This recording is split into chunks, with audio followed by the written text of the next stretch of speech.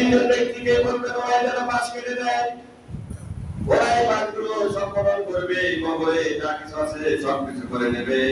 যদি একটা লাহাদু চলে একটা সন্তান থাকে, ভালো সন্তান হয় আপনার, তাহলে ওই তিনজন ব্যক্তি সাথে সন্তান চারজন মিলে কাটিয়েটা ধরে লাশটা নিয়ে ওই তিনজন ব্যক্তি কবরে দেওয়া হবে। কেউ সেও আপনার হতে হবে, আপনার যদি ভালো মুসলমান হন। সেই বিদায় কখনো মুসলমানের খারাপ হতে পারে না রে ভাই। আজকে প্রত্যাহার করা করে যায় যারা আজকে দুনিয়া থেকে চলে গেছে, আশেপাশে যারা ঘুমিয়ে আছেন। আজকে বাবার অবস্থা কি হয়ে আছে আমরা কেউ জানি না। আমেরিকা থেকে যখন ফোন দেয় 10 মিনিটের মধ্যেও লাগে না, 5 মিনিটও লাগে না, সঙ্গে সঙ্গে কল 30 সেকেন্ডে ওরা ঢুকে যায়। অথচ খবর এত কাছাকাছি দেখতে পাচ্ছি জানালার পাশে, অথচ কিন্তু খবর পাচ্ছি না। এই কারণে বিশ্বনবী বলেছেন, এই জুমার দিনে বর্ণনা করতে গিয়ে জুমার দিন আনতে সামনের কাতারে ফজিলত কি বান্দারা, তাহলে তোমরা ঘরে বসে থাকতে পারতে না। এই সামনের কাতারের ফজিলত সম্পর্কে বর্ণনা করতে গিয়ে যদি কোনো মুসলমান দান করে, সামনের কাতারের ফজিলত কি তাহলে ধান তরলে যুদ্ধ লেগে যেত।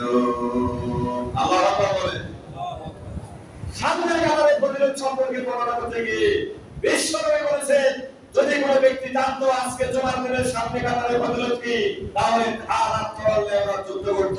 এমনকি তার হাতও নাই, তার হাতও নাই, তার পাও নাই, শুধু বুক আছে আর দাঁত আছে। ওই ব্যক্তি যদি আওয়াজ শুনতে পেত, মাটিতে কান দিয়ে বুক চাপ দিয়ে সামনে কাতারে দাঁড়াইতে বলেন সুবহানাল্লাহ।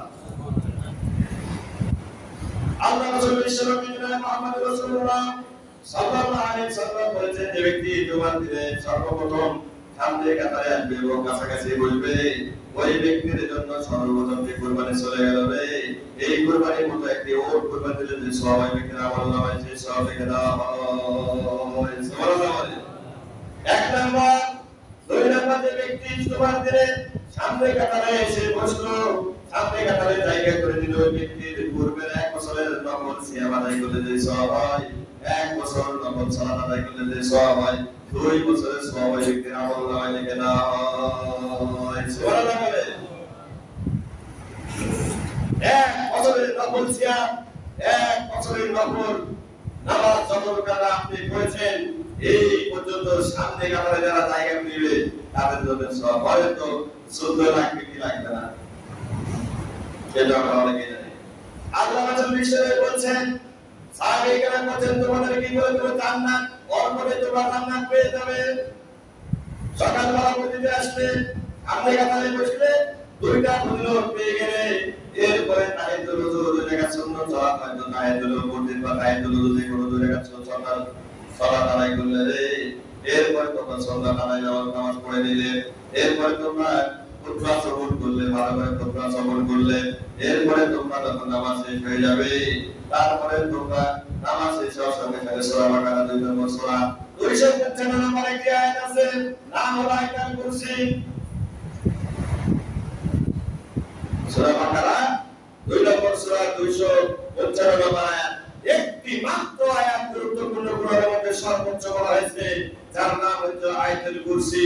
যে ব্যক্তি ফরজ সালাত পড়তে আয়াতুল কুরসি তেলাওয়াত করবে, বিশ্বনবী ঘোষণা করেছেন ওই ব্যক্তির মৃত্যু হয় না বিনা জান্নাতে যেতে পারে না। সুবহানাল্লাহ বলে মৃত্যু হওয়ার সঙ্গে সঙ্গে বলেছে তুমি জান্নাত। তাহলে মুসলমানের জন্য আর কি লাগে?